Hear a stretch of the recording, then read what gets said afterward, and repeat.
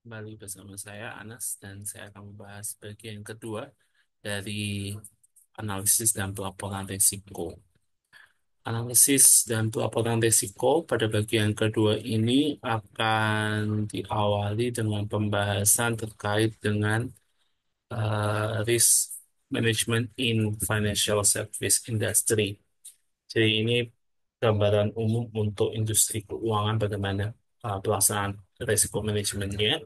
Di silabusnya diajarkan bahwa ini akan mengacu pada chapter 2 dari dari buku Risk Management in Banking karya Joel Basis. Judul chapternya adalah Banking Regulations Overview. Kemudian ada dua peraturan OJK yang akan dibahas, POJK 18 dan POJK 1 yang sudah diupdate dengan POJK 44. Dan ini nanti akan lebih spesifik lagi akan membahas terkait industri jasa keuangan non perbankan. Karena nanti di topik yang selanjutnya akan membahas lebih spesifik terkait dengan risiko di sektor perbankan.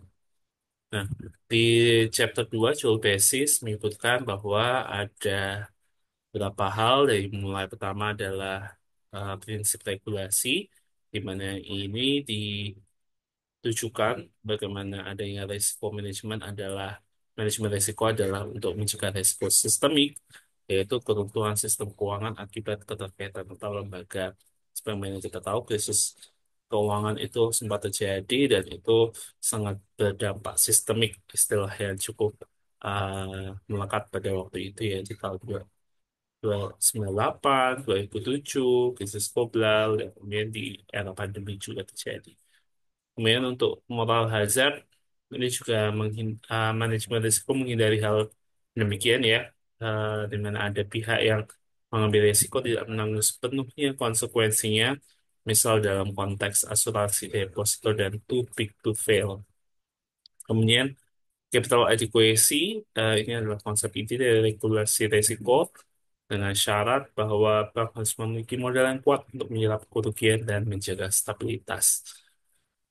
Kemudian bahasan mengenai capital adequacy ini dipertajam lagi dalam beberapa istilah yang dikenal dalam manajemen risiko perbankan ini. Ada namanya Basel 1 tahun 88 diperkenalkan rasio kecukupan modal minimum sebesar 80% dari risk-based asset. Kemudian ini disempurnakan kembali dengan Basel 2 2007 dengan dengan adanya perluasan cakupan regulasi ke risiko operasional, promosi pendekatan berbasis peringkat internal atau internal rating based approach.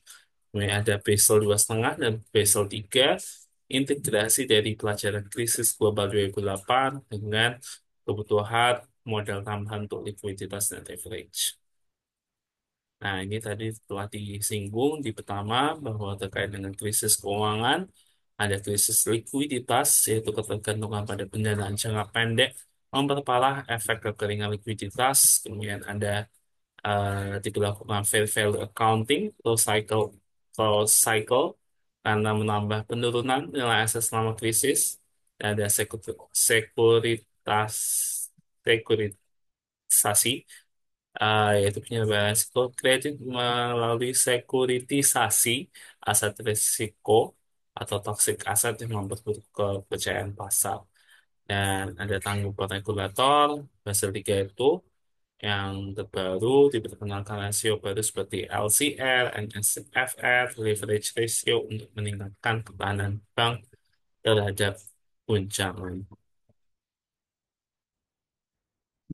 Kita membahas terkait dengan peraturan OJK. Yang pertama adalah nomor 18 tahun 2016, di mana ini judulnya adalah penerapan manajemen risiko bagi bank umum. Ini isinya penerapan kerangka kerja manajemen risiko untuk memastikan bank dapat mengidentifikasi, mengukur, memantau, dan mengendalikan risiko secara efektif. Nah, ini eh, diharapkan terdapat dapat mewujudkan stabilitas keuangan melalui implementasi tata kelola risiko yang cukup kuat. Ini cakupan risiko yang dikelola, ini ada jenis-jenis risikonya. Kemudian yang pertama risiko kredit, risiko pasar, risiko operasional, risiko likuiditas, risiko hukum, risiko reputasi, risiko strategis, dan risiko kepatuhan. Penerapan manajemen risiko ini dari pertama, bank wajib memiliki kebijakan manajemen risiko tertulis yang disetujui oleh Dewan Komisaris. Manajemen risiko harus diterapkan pada semua aktivitas bank, termasuk produk aktivitas baru. Kemudian pengawasan aktif, di mana ini memunculkan peran dari Dewan Komisaris dan Direksi. Dewan Komisaris memastikan efektivitas perangkat kerja manajemen risiko. Direksi ini mengembangkan budaya manajemen risiko. Eh, Selanjutnya di POJK ini dijelaskan bank diwajibkan untuk memiliki sistem informasi manajemen risiko yang mendukung identifikasi, pengukuran, pemantauan, dan pengendalian risiko. Pembuatan contingency plan untuk menghadapi skenario terburuk, kemudian dilakukan evaluasi berkala minimal setahun sekali atau lebih sering jika terdapat perubahan signifikan dalam profil risiko bank, dan ditegaskan internal control bank harus menerapkan SPI yang efektif untuk deteksi kelemahan dan memastikan kepatuhan terhadap regulasi yang berlaku. POJK yang selanjutnya dibahas adalah POJK 44 yang merupakan pembaruan dari POJK 1 tahun 2015, di mana ini lebih spesifik, lebih fokus terkait dengan penerapan manajemen risiko bagi LKJNB, Lembaga Jasa Keuangan Non-Bank. Mana tadi juga sama seperti pedoman manajemen risiko pada perbankan umumnya, LKJN, LJKNB ini juga mengenal risiko, risiko strategis, risiko operasional, kredit, pasar, likuiditas, hukum, kepatuhan, reputasi, dan risiko yang baru ada asuransi. Khusus untuk perusahaan asuransi dan asuransi termasuk syariah. Pengawasan, nah ini pengawasan tadi juga ditekankan sama sebenarnya, di mana dibagi antara direksi, dewan komisaris, dan adanya unsur yaitu dewan pengawas syariah bagi entitas berbasis syariah. Direksi wajib mengembangkan kebijakan manajemen risiko tertulis, evaluasi limit risiko, dan independensi fungsi manajemen risiko. Kemudian ada evaluasi dan peringkat risiko sama, di mana akan dilakukan setiap tahun, dilakukan pada OJK, penetapan peringkat risiko juga oleh OJK, kebijakan dan implementasi disesuaikan dengan ukuran, kompleksitas, dan profil risiko lembaga, dan diharapkan selaras dengan fixed appetite-nya. Nah, bedanya dengan POJK 1, ini di mana tadi disebutkan POJK 2020 sudah diperluas dengan risiko kredit, pasar, likuiditas, hukum, kepatuhan, dan reputasi. Sedangkan untuk pengawasan, pengawasan ini memberikan lebih besar pada Dewan Komisaris dan Dewan Pengawas Syariah untuk pengawasan kebijakan risiko. Evaluasi risiko, POJK memperkenalkan sistem peringkat risiko yang tidak ada dalam regulasi sebelumnya, dan pendekatan risiko asuransi pada khususnya terkait dengan asuransi syariah. Nah, ini contoh di mana diminta untuk analisis risiko pada LJKNB, koperasi, di mana yang diminta adalah Koperasi Lariba Solusi Indonesia. Dan di sini dijabarkan sebagaimana pelajaran topik di bagian 1, Strategic Risk Management, diuraikan visi misi, tujuan, kemudian peta dan tujuan strategi dengan metode balance scorecard untuk diidentifikasi lebih lanjut. Nah, selanjutnya membahas terkait fixed management in financial service. Dalam topik yang lebih spesifik adalah banking sector. Ini masih mengacu pada jual basis, chapter 3, balance sheet management and regulation, dan juga chapter selanjutnya liquidity management and liquidity gaps. Masih ada peraturan OJK yang akan dibahas, OJK 18, 2016, 65 tahun 2015, dan 55 tahun 2016 yang diupdate dengan POJK 17 tahun 2023. Di bukunya Jual Basis bab 3 Balance Sheet Management and Regulation ini dikenalkan istilah rasio regulasi yang baru, di mana ada Capital Adequacy Ratio K, mensyaratkan modal intial Tier 1 minimal 6% dari risk weighted asset. Kemudian liquidity coverage ratio tadi ya seperti disebut juga, LCR memastikan aset likuid yang cukup untuk menghadapi skenario stres selama 30 hari. Net Stable Funding Ratio (NSFR) mendorong pendanaan jangka panjang yang stabil untuk mendukung aset jangka panjang. Kemudian leverage ratio membatasi rasio leverage maksimal 3% untuk mencegah ekspansi berlebihan selama periode pertumbuhan. Aspek kedua yang dibahas terkait balance sheet management and regulation adalah kepatuhan neraca bank, di mana ini analisis neraca menunjukkan bagaimana bank perlu menyesuaikan struktur aset dan liabilitasnya untuk memenuhi rasio regulasi tadi, termasuk mengenai ketergantungan pada utang jangka pendek. Contoh menunjukkan juga bahwa dampak peningkatan rasio modal terhadap kapasitas kredit yang menurunkan total aset tetapi meningkatkan ketahanan. Media value creation, meskipun rasio baru meningkatkan stabilitas, biaya modal dan pendanaan yang lebih tinggi dapat mengurangi profitabilitas. Bank perlu menyeimbangkan struktur aset, biaya pendanaan, dan pengembalian modal untuk menciptakan nilai. Chapter selanjutnya membahas terkait dengan pengolahan risiko likuiditas dan bagaimana memprediksi mengolah kesenjangan likuiditasnya. Di mana yang pertama diuraikan risiko likuiditas muncul dari ketidaksesuaian jatuh tempo aset dan liabilitas. Sumber likuiditas itu bisa jadi dari penjualan aset berkualitas tinggi, pendanaan melalui utang jangka panjang, sumber stabil seperti model modal ekuitas atau obligasi jangka panjang. Bicara mengenai liquidity gaps, ini ada dua hal, yaitu ada kesenjangan statis yang didefinisikan sebagai berdasarkan arus kas dari aset dan liabilitas yang ada, kemudian kesenjangan dinamis mempertimbangkan proyeksi aset dan liabilitas yang baru. Manajemen kesenjangan melibatkan proyeksi arus kas dan mengatur profil pendanaan untuk meminimalkan risiko kekurangan dana. Sedangkan untuk strateginya, pendanaan dan manajemen risiko ini ada incremental gap management, penyesuaian strategi pendanaan secara bertahap berdasarkan proyeksi terbaru dan stress testing, simulasi skenario tes untuk memastikan kelangsungan pendanaan dalam kondisi ekstrim.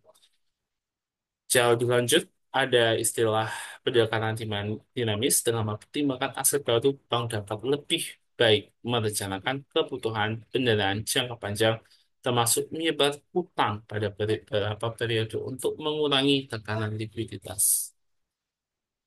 Nah, kita memasuki bahasan terkait dengan POJK. POJK yang pertama adalah 18. Ini adalah sebenarnya sama, tadi telah diutarakan pada bagian sebelumnya, terkait dengan manajemen risiko bagi bank umum. Ingatkan kembali mengenai tujuan, ruang lingkupnya, prinsip manajemen risiko, jenis risiko, tanggung jawab, pengawasan internal, dan pelaporannya seperti apa.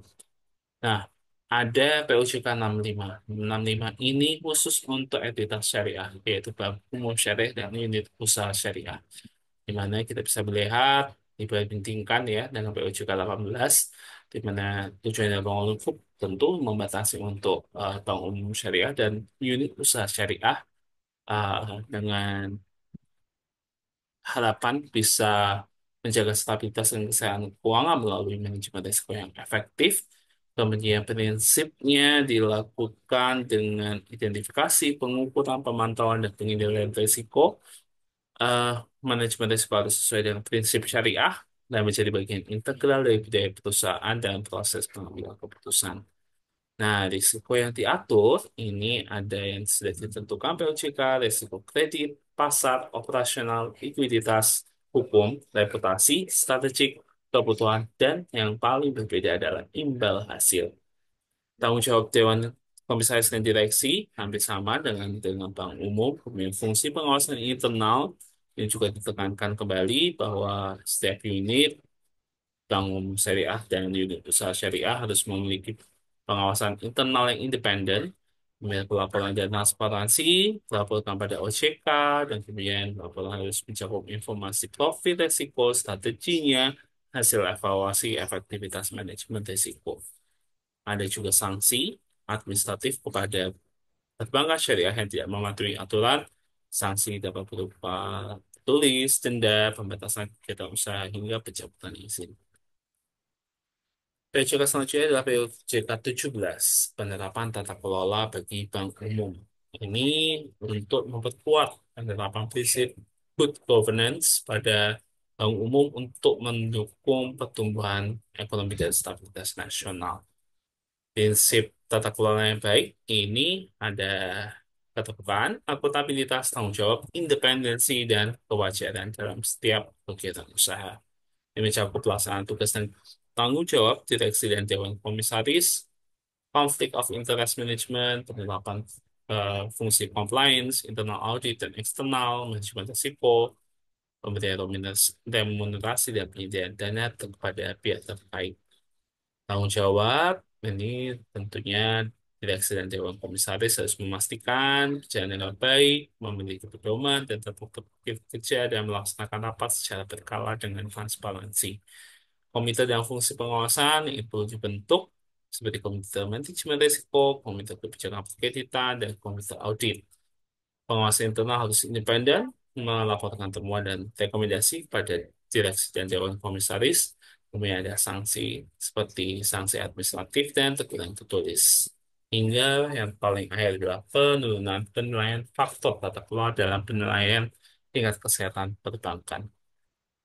Proyek K55 ini ya merupakan proyek yang diganti ya oleh proyek K17, di mana proyek K17 ini memperkuat dan memperjelas prinsip tata kelola yang baik dan penekanan pada integrasi manajemen risiko dan compliance dan penerapan keuangan berkelanjutan dan tanggung jawab sosial dalam lingkungan. Struktur dan komposisi direksi dan dewan komisaris pada POJK 17 itu juga sudah diatur jumlah, komposisi, kriteria, independensi, dan pengaturan lebih ketat terkait dengan rangkap jabatan. Penanganan konflik interest dan transparansi juga ditekankan untuk lebih penting pada POJK 17 tahun 2023. Nah, ini sebagai case study-nya adalah analisis signifikan risk pada Bank BRI. Mana signifikan risknya adalah risiko kredit, mana merupakan risiko yang sangat signifikan karena dia ada kenaikan jumlah penyaluran kredit ya dari sebelumnya ada sekitar 100 triliun ya berarti ya. Kalau dari gambar ini dan ada cadangan kerugian penurunan nilai yang tinggi sebagai dana cadangan untuk antisipasi potensi gagal bayar mencerminkan exposure risiko yang cukup besar. Nah, dengan exposure ini ada penting pengelolaan risiko kredit dalam menjaga kualitas aset dan profitabilitas bank. Caranya, mitigasinya adalah dengan ada early warning system untuk deteksi tanda awal potensi masalah pada debitur dan meminimalkan risiko kredit sebelum terjadi gagal bayar, pengelolaan limit exposure dan diversifikasi kredit untuk mengurangi ketergantungan pada sektor rentan seperti UMKM dan pertanian, kemudian penerapan kredit risk grade untuk memastikan bahwa risiko gagal bayar dapat diantisipasi dengan lebih baik dan mitigasi dilakukan sesuai perkembangan kondisi debitur, memperketat analisis kredit dan proses persetujuan agar menilai kelayakan debitur secara lebih akurat, peningkatan CKPM proaktif, ini untuk dilakukan dengan berdasarkan sistem ekonomi dan sektor industri, kemudian peningkatan pengawasan dan penentuan kredit aktif untuk dilakukan intervensi seperti restrukturisasi kredit atau penyesuaian jadwal pembayaran jika diperlukan. Topik selanjutnya yang akan dibahas adalah terkait dengan operational and ESG risks. Dan di sini ada nantinya studi kasus yang lebih spesifik dari Siemens. Ah, teorinya ini diambil dari Philippa X. Gerling, Operational Risk Management, A Complete Guide to a Successful Operational Risk Framework, di mana ah, operational risk didefinisikan dalam Basel II. Tadi ya juga disebutkan pada sektor perbankan sebagai risk of loss resulting from inadequate or failed process, people, system, or from external events. Kemudian ada beberapa driver dari operational risks. Ada complexity of operation, semakin kompleks itu semakin besar risiko operasional. Kemudian dependency on teknologi. Kalau teknologi yang digunakan ini dapat menjadi faktor risiko, khususnya apabila ada kegagalan sistem, bug atau cyber threats, kemudian human factors, juga sumber terbesar dari operational risk terkait dengan kesalahan proses, tindakan etis, dan kurangnya pelatihan, regulatory environmental factors terkait bencana alam dan situasi ekonomi mempengaruhi semakin besarnya risiko operasional dan organizational change seperti restrukturasi atau merger ini menimbulkan operational risk. Nah, ini tadi juga dijelaskan bahwa uh, the preceding definition provides four causes that might give rise to operational risk losses, yaitu inadequate or failed process, people, kemudian failed systems, dan external events. Secara kesimpulannya. Nah, di Philippa X Scaling ini juga operational risk is a key element in an ERM approach, di mana dalam konteks ERM, operational risk mencakup berbagai jenis risiko dari kegiatan sehari-hari, juga berhubungan dengan dalam proses internal, teknologi, sumber daya manusia, dan peristiwa eksternal dari kegiatan bisnis.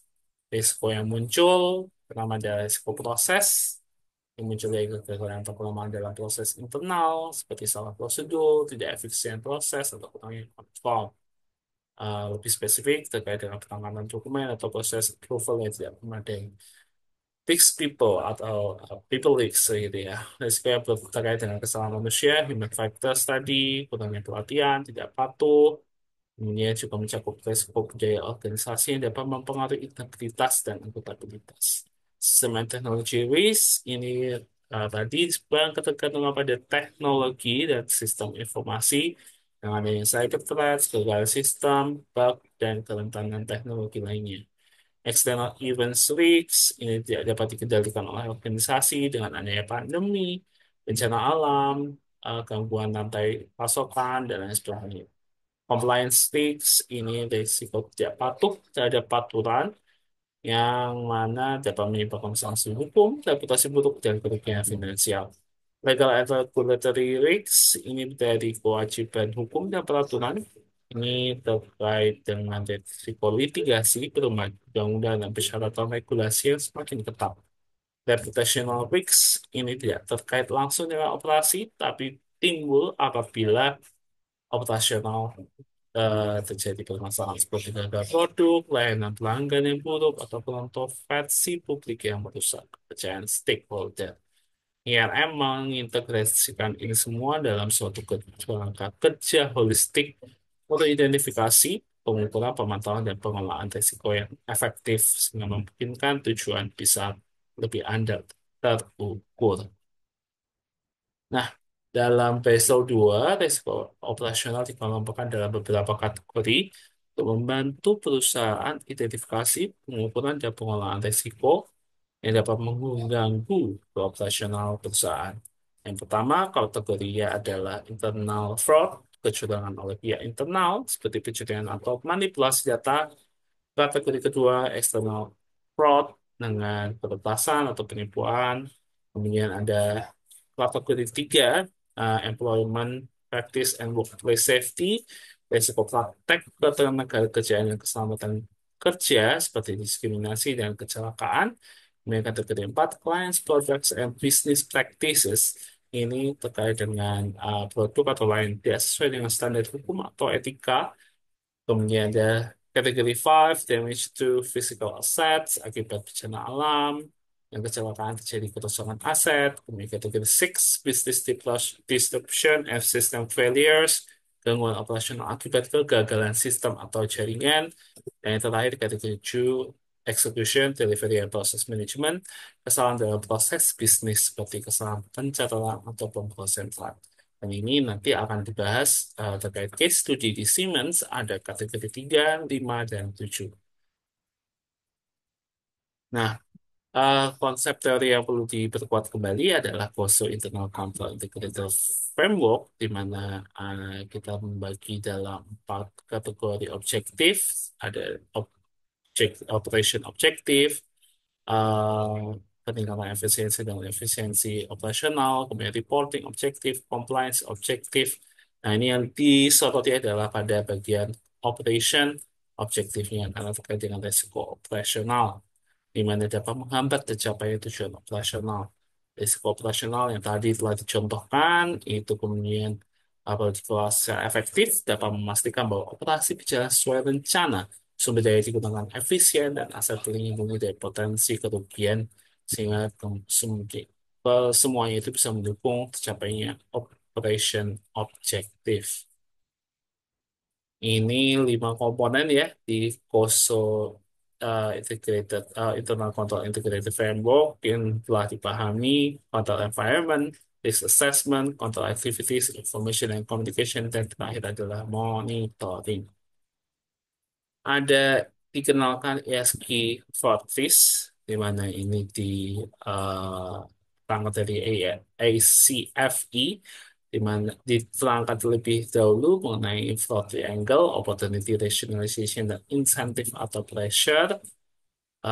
Ini juga termasuk dalam ESG fraud taxonomy, fraud kategori yang dikenal sebagai non-financial reporting fraud, dan perlu dilakukan ESG fraud risk assessment. Nah, ini ACFE fraud 3, mulai dari corruption, ada financial statement fraud, kemudian ada asset misappropriation, dan non-financial reporting fraud. Dan ESG masuk di dalam sini ya, non-financial reporting fraud. Nah, ESG fraud ini contohnya di environmental, harvest mixing, and then fraud triangle, dari opportunity-nya, pressure-nya, rationalisasinya dikeluarkan seperti apa. Kemudian dari aspeknya social, labor condition, concealment, and the fraud triangle dibahas. Kemudian governance, misrepresentation atau underreporting, suspicious activity, and the fraud triangle. Di Siemens dikenalkan bahwa ini merupakan perusahaan global, berfokus pada digitalisasi, industri, infrastruktur, dan mobilitas dan kesehatan. Seperti terkenal dengan produk handphonenya, namun sekarang sudah beralih pada infrastruktur digital, transformasi digital yang berkelanjutan. Eh, ini sekilas profilnya. Kemudian di sini ada framework yang menunjukkan proses sustainability atau mendukung dari ESG aspeknya di Siemens, yaitu degree, decarbonization, kemudian ethics, governance, resource efficiency, equity, dan employability. Nah, ini diterangkan bagaimana progres di ESG reportnya atau sustainability reportnya, dampak dari masing-masing kerangka degree frameworknya. Kesimpulannya, dengan Siemens ini secara efektif mengintegrasikan konsep resiko ESG dalam manajemen resiko operasionalnya dengan menggunakan COSO Internal Control Integrated Framework untuk memastikan pengendalian internal yang terstruktur. Pendekatan ini juga ditetapkan pada 3 kategori resiko Basel II, yaitu tadi kategori 5, damage to physical assets associated with natural disaster. Ini Siemens menggunakan teknologi seperti digital twin, Internet of Things, IoT, analytic data untuk memantau dan melindungi physical asset sebelum terjadi kerusakan serius. Kemudian ini juga ada pemeliharaan prediktif dan investasi dalam desain infrastruktur yang lebih tahan bencana alam. Ini akan mendukung operation objektif Siemens dalam melindungi aset dan memastikan keberlanjutan operasional.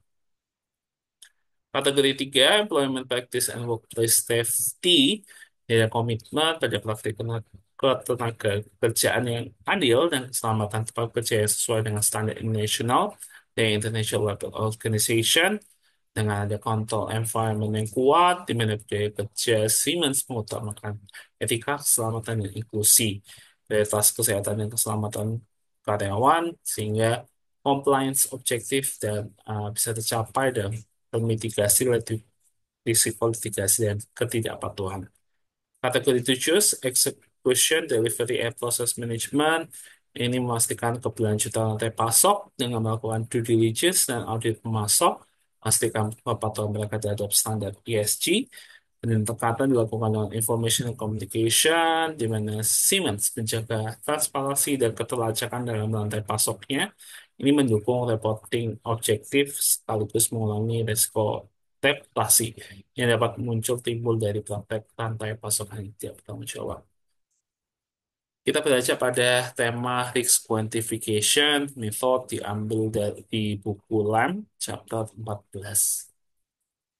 Diterangkan terlebih dahulu, model kuantifikasi risiko memberikan informasi kuantitatif tentang jumlah bentuk sensitivitas risiko utama. Model ini mengkuantifikasi tiga risiko kategori utama, yaitu risiko pasar, risiko kredit, dan risiko operasional. Nah, ada model di mana yang pertama adalah model risiko pasar value at risk atau VaR. Ini pengukuran kerugian nilai pasar untuk posisi atau portofolio dengan tingkat kepercayaan dan periode penahanan tertentu. Tiga metode untuk menghitung VaR adalah pendekatan parametrik, asumsi distribusi normal dari pengembalian faktor risiko dan hubungan linear antara pengembalian aset dan faktor risiko, simulasi Monte Carlo atau hitungan ulang portofolio di bawah berbagai skenario acak cocok untuk instrumen yang bergantung pada jalur derivatif terstruktur. Simulasi historis, penggunaan data harga yang diamati untuk menghitung efek pada nilai portofolio tetapi hanya berdasarkan peristiwa masa lalu. Ada juga model manajemen aset atau liabilities, ALM, pengukuran risiko yang dihadapi bank karena ketidaksesuaian durasi antara aset dan liabilitas. Lebih akurat untuk periode penahanan yang panjang dan dapat menangkap produk yang bergantung pada jalur setelah opsi yang tertanam. Model risiko kredit ini ada empat, model skor kredit, model migrasi kredit, model exposure kredit counterparty, dan model portofolio kredit. Model yang ketiga yang dibahas adalah model risiko operasional. Risiko kerugian akibat proses internal yang tidak memadai atau gagal, manusia, sistem, atau kejadian eksternal. Tadi telah dibahas ya pada topik sebelumnya. Pendekatannya adalah indikator dasar yang formal standar, analisis skenario, pendekatan distribusi kerugian, dan model kausal. Manajemen risiko model ini kemungkinan hasilnya tidak diinginkan karena keputusan berdasarkan output model. Ada bahasan terkait dengan komponen program data kelola model melalui inventaris model, validasi model, laporan validasi, dan tata kelola data. Nah, ini ada kuliah tamu di sesi ini yang disampaikan oleh General Manager Telkomsat, kalau tidak salah, Bapak Nugroho Wibisono, membahas terkait Cyberdesk, Information, Knowledge, and Implementation. Nah, dijelaskan Cyberdesk itu apa? Ikuti risiko adalah risiko kerugian yang diakibatkan oleh insiden digital yang disebabkan oleh pihak internal, eksternal, atau pihak ketiga, termasuk pencurian, integritas yang terganggu, dan atau kerusakan aset informasi dan atau teknologi, penipuan internal dan eksternal, dan gangguan bisnis. Tiga prinsip dalam keamanan informasi untuk perlindungan data dan ancaman cyber threats ya. Yang pertama adalah confidentiality, hanya entitas yang berwenang yang dapat mengakses data, integrity, tidak ada modifikasi data yang tidak sah, availability, sistem dan data tidak boleh mengalami gangguan yang signifikan atau downtime, dan harus dapat diakses dengan cepat dan tepat waktu bahkan dalam kondisi serangan atau kerusakan. Risk assessment analysis terkait dengan cyber, tiga faktor yang dilakukan dari CISSP, Silent Guide, yaitu impact, kerusakan yang ditimbulkan jika risk tersebut terjadi, likelihood, pengukuran dan analisa kemungkinan terjadinya risk tersebut, dan exposure, merujuk pada sejauh mana suatu organisasi dan sistem individu terpapar atau rentan terhadap ancaman atau serangan dapat terjadi di dunia maya. Cyber Security Framework dikenalkan di sini CSF dengan fungsinya adalah identify ya what process and asset needs protection understandable by everyone. Kemudian ada protect what safeguards are available. Ini applies to any type of risk management. Kemudian detect what techniques can identify incidents, dan kemudian ada respond what techniques can contain impacts of incidents, ini untuk define the entire breadth of cyber security, kemudian terakhir ada recover. What techniques can restore capabilities? Spans both prevention and reaction. Jenis-jenis ancaman cyber atau cyber threats itu ada malware. Ini adalah perangkat lunak yang dirancang untuk menyusupi, terkadang hingga merusak sistem pada jaringan komputer, smartphone, ataupun server. Kemudian malware ini ada virus, penginfeksian dan merusak sistem dengan menggunakan diri, yang menyusup ke file atau program, worms, mengandalkan diri sendiri tanpa bergantung pada program lain dan menjalankan aktivitas tertentu. Trojan menginfeksi tanpa merusak dengan jalan masuk bagi hacker ke perangkat target. Kemudian ada rootkits digunakan hacker untuk menyembunyikan proses file dan data sistem memperoleh hak administrator. Ransomware enkripsi mengacak hingga menghapus data sehingga tidak bisa dapat dibuka dan meminta uang agar data kembali. Spyware merekam aktivitas yang dilakukan dalam perangkat untuk mengambil informasi dan data, sehingga cara yang dilakukan untuk melindungi adalah install antivirus, anti malware dan firewall. Pastikan update selalu update sistem operasi dan aplikasi. Jalankan scan rutin pada perangkat menggunakan antivirus atau anti malware. Kemudian ada phishing. Phishing adalah suatu metode untuk melakukan penipuan dengan mengelabui target dengan maksud mencuri data atau akun target. Ini digunakan pada email sebagai umpan untuk mengarah target ke link tertentu atau halaman palsu menyerupai website aslinya untuk menjebak korban dan mendapatkan data dan informasi yang penting. Cara menghindari, selalu cek validitas URL, waspada ketika klik link, segera laporkan yang mencurigakan kepada IT, kenali tanda yang ada pada email phishing, kami install antivirus, lalu update sistem operasi, backup data, dan melakukan aktivitas yang sifatnya rahasia atau penting pada jaringan yang belum dikenal, menggunakan enkripsi dalam pengiriman data atau informasi yang bersifat rahasia atau penting. Next adalah password attack, usaha hacker untuk memperoleh password akses dalam suatu akun. Yang dia brute force, login berulang otomatis pada suatu akun dengan generate karakter password secara otomatis. Dictionary attack, login berulang otomatis menggunakan daftar kata yang mungkin digunakan sebagai password. Password spying, ini kembali dari brute force, melakukan login berulang otomatis dengan menggunakan sebuah password pada banyak list account. Sniffing, melakukan penyadapan dengan pembacaan data yang lewat jaringan. Social engineering and phishing, kombinasi dua teknik agar korban memberikan password tanpa disadari. Keyloging, merekam semua input yang diketikkan dari keyboard pada perangkat korban dengan install software atau malware tertentu. Shoulder surfing, observer, yaitu mengamati dari belakang ketika korban sedang menginput password. Nah, ini perhatikan keamanan password. Topik selanjutnya yang dibahas adalah Project Risk Management, di mana nanti akan secara spesifik akan membahas kasus kayak proyek makan bergizi gratis MBG di Kabinet Merah Putih Pemerintah Indonesia tahun 2024 sampai dengan 2029. Ada 5 dimensi yang akan dibahas, di mana dimensi yang pertama adalah dimensi scope, menuju pada batasan dan cakupan keseluruhan proyek. Ini semua pekerjaan, produk, dan lain-lain yang harus dihasilkan untuk mencapai tujuan proyek. Kemudian dimensi waktu atau time, ini berkaitan dengan manajemen jadwal proyek, mencakup proses dan waktu yang diperlukan untuk mengolah proyek agar dapat diselesaikan tepat waktu dan sesuai tujuan. Pentingnya karena ini akan memberikan rencana rinci yang mewakili bagaimana dianggap proyek akan memberikan hasil yang telah ditentukan, kemudian sebagai alat komunikasi, pengelolaan mengelola ekspektasi stakeholders sebagai dasar pelaporan kinerja, memberikan jadwal terkait proyek yang disesuaikan dengan pendekatan siklus, ketersediaan sumber daya, dimensi proyek, dukungan teknologi, dan pertimbangan lingkungan yang adaptif atas perubahan. Ini semua nanti eh, merujuk pada buku dari Project Management Institute, PMBOK, Project Management Body of Knowledge.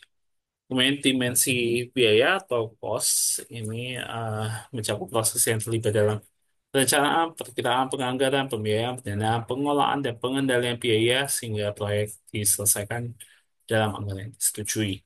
Ada empat hal yang menjadi penting, yaitu rencana detail mengenai biaya sumber daya yang diperlukan, pertimbangan mengenai pengaruh keputusan proyek pada biaya berulang, kemudian prediksi dan analisis terkait perhitungan modal yang dibutuhkan, dan kadang suatu proyek mendapatkan anggaran atau sumber daya yang terbatas, sehingga perlu dicegah terjadinya risiko fraud atau pemborosan sumber daya proyek.